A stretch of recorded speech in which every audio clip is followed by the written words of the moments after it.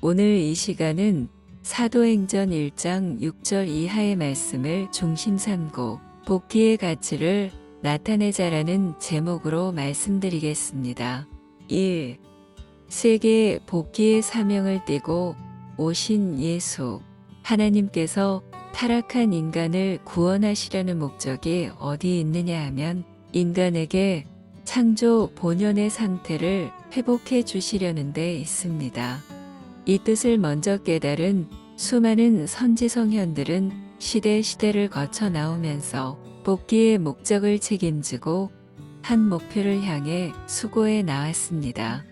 예수님 오시기 전 4000년 역사도 그 목적을 위한 역사였고, 예수님이 이 땅에 오셔서 30여 평생 싸웠던 노정도 그 목적을 위한 노정이었으며, 돌아가신 이후 2000년 동안 성신과 함께 전개하신 싸움의 역사도 역시 이 하나의 목적을 이루기 위한 노정이었습니다. 예수님이 이 땅에 오신 목적은 역사의 복귀, 자기 일신의 복귀, 더 나아가 세계 복귀의 사명을 이루기 위함이었습니다.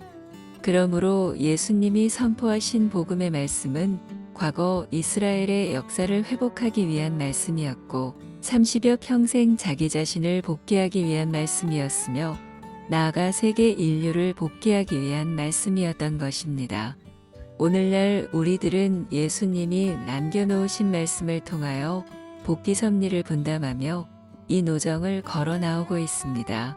그러므로 우리는 신약의 말씀을 중심 삼아 과거 6000년 역사를 탕감하고 금후의 영원한 생애를 대신할 수 있는 충신의 자세로 자기 일신을 회복함과 동시에 역사와 미래를 회복할 수 있는 승리의 가치를 찾아야 하겠습니다. 그렇게 하지 못한다면 예수님이 4000년 역사를 대신하고 30여 평생을 대신하여 남기신 생명의 말씀이 아무 결실도 맺지 못한다는 것입니다. 그러므로 오늘 우리들은 4000년 역사를 대신했던 예수님의 원한을 풀어드리는 자녀가 되어야 하고 예수님 자신의 복귀 사명 또한 성신과 더불어 2000년 수고하신 사명을 완결짓는 자녀가 되어야 하겠습니다. 그리고 역사를 대신한 입장에서 승리의 복귀 영광을 하나님 앞에 돌려드려야 되겠습니다. 또한 예수님이 복음을 선포하여 2000년 구원 섭리가 전개된 것처럼 오늘날 우리들은 다시 하늘로부터 새로운 말씀을 인계받아 전체의 복귀의 위협을 종결짓고 그것을 억조만 대에 남겨야 할 사명이 있음을 망각해서는 안 됩니다. 1. 예수님이 속마음을 발표하지 못한 이유. 그런데 우리는 원리를 통해 아는 바와 같이 예수님은 복귀 섭리의 구체적인 내용을 다 드러내지 못한 채 역사를 해오셨습니다.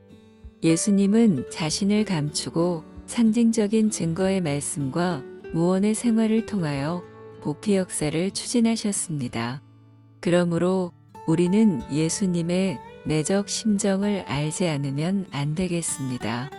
오늘날 우리가 복귀의 영광을 갖추기 위해서는 무엇을 알아야 하는가? 먼저 생활을 통해 예수님이 나타내지 못한 감춰진 복귀의 가치를 알아야 하고 다음으로 마음을 통해 숨겨진 복귀의 가치를 알아야 하며 더 나아가 영원한 생명의 가치로 연결되는 감추어진 복귀의 내용을 알아야 합니다. 예수님의 복음서에는 예수님의 구체적인 생활이 자세히 나오지 않습니다. 예수님은 무엇으로 암시하셨는가? 봉사의 생활로 암시하셨습니다. 영광의 아들이었으나 자신을 낮추어 죄인의 발밑으로 들어가 섬기심으로 말 못할 속마음의 한 면을 무언으로 나타내셨던 것입니다. 그런데 예수님은 12제자에게도 속마음을 다 발표하지 못하셨습니다. 왜냐하면 천상의 비밀을 마음에 가졌을지라도 그것을 알아주는 사람이 없을 때 발표하면 사탄 앞에 농락당할 것을 아셨기 때문입니다. 그래서 예수님은 빌라도 앞에서 내가 유대인의 왕이냐는 질문을 받기 전까지 침묵으로 일관하시다가 사탄권의 신문이 절정에 이르러서야 비로소 사실을 토로하셨습니다. 이것은 무엇을 가르칩니까? 사탄이 사실을 반문하면 하늘편도 숨은 마음을 드러내지 않을 수 없고, 하늘편이 사탄의 숨은 마음을 적발하면 사탄도 직고하지 않을 수 없다는 것입니다. 그러므로 오늘 우리들은 예수님의 마음을 헤치고 들어가 당신의 마음은 이렇지 않습니까? 하고 반문할 줄 아는 사람이 되어야 하겠습니다. 그런 사람이 없으면 예수님의 마음속 섭리의 비밀은 역사 아무리 지나도 땅 위에 드러날 수 없다는 것입니다. 3. 성신의 협조를 받아 숨겨진 섭리의 비밀을 알아야. 예수님은 30여 년 생애로 4000년 역사를 탕감하고 천상천하를 대신하여 복귀의 중심을 완결지으셨습니다. 그러나 오늘날까지 그 완결된 가치, 곧 예수님 마음속의 비밀과 생활의 가치를 인계받을 자가 없었다는 것입니다. 그래서 그 비밀을 대신 가지고 나타난 분이 누구인가? 성신이었습니다. 오늘날 우리는 예수님의 복음 말씀을 믿지만 말씀 자체만 믿어서는 복귀가 되지 않습니다. 필요한 것은 성신이 나의 생활을 협조하고 나와 함께 동거하는 것입니다. 예수님이 희생봉사의 노정을 거쳐 십자가의 절정까지 나아가셨던 것처럼 우리도 그러한 노정을 거쳐 나아갈 때 예수님의 감추었던 생활의 비밀과 마음의 비밀이 예수와 성신을 통해 나타나게 되는 것입니다. 그러므로 성신이 협조하는 생활 속에서 성신의 마음과 하나 되어 마음과 생활이 하나 되고 예수님과 성신이 하나 된 인연을 내 한 개체를 중심으로 맺어놓지 않는다면 참 생명은 있을 수 없다는 것을 알아야 하겠습니다. 다만 여기서 끝이 아닙니다. 전체 생명 복귀의 비밀은 아직도 천상의 비밀로 남아 있습니다. 예수와 성신을 통해 어느 정도 생명적 가치를 이루었다 해도 하나님께서 아직 나타내지 않으신 감추어진 부분이 남아있기 때문에 우리는 더 깊은 자리로 나아가야 하는 것입니다. 4. 우리에게 필요한 것. 오늘날 전체 복귀의 가치를 완결지어야 할 우리에게는 예수님의 생애의 비밀의 가치를 사람들 앞에 보여 주어야 할 책임이 있습니다.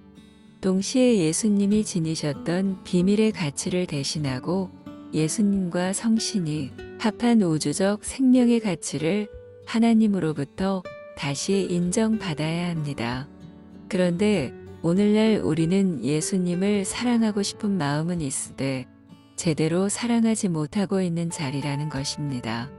그러므로 예수와 성신이 합력하여 인간으로 하여금 하나님을 사랑하게 하기 위해 봉사와 섬김의 생활을 계속해온 그 길, 그리고 하나님이 예수님을 충분히 사랑해 주지 못했던 그 사랑의 아픔까지도 배워야 합니다.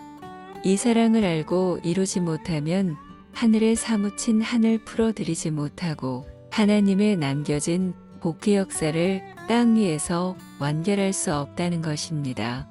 그러므로 이제 우리에게 필요한 것은 무엇이냐?